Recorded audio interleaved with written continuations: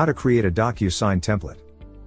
This video is brought to you by Software Horsepower, where you can get the best enterprise software for your business.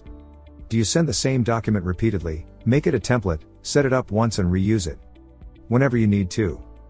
Creating a DocuSign esignature template can speed up the sending process and reduce the risk of errors when sending out envelopes.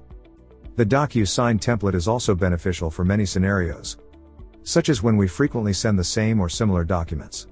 For example, non-disclosure documents or sending documents to the same group of people. For example, loan documents.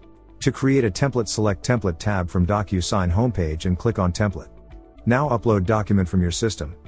Let's say a welcome letter for the new joiners and then click on Next.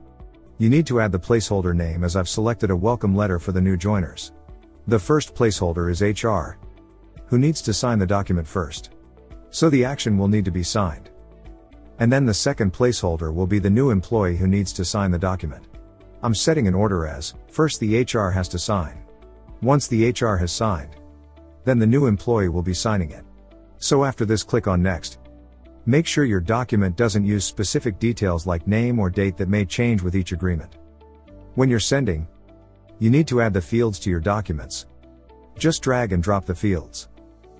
I'm dragging and dropping the signature field over here. First, we'll drag and drop the field for HR. So HR needs to sign its date name. Next, the employee needs to sign its signature. Select a new employee and drag the fields for the employee.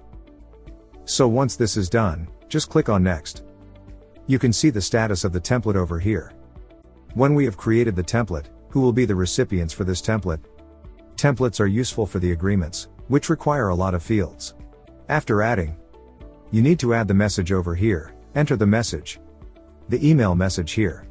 You have other options, like you can set a reminder to sign this document. So once this is done, just click on Save Template, give a specific name for your template. Here it is, a welcome letter. Just click on Save and close.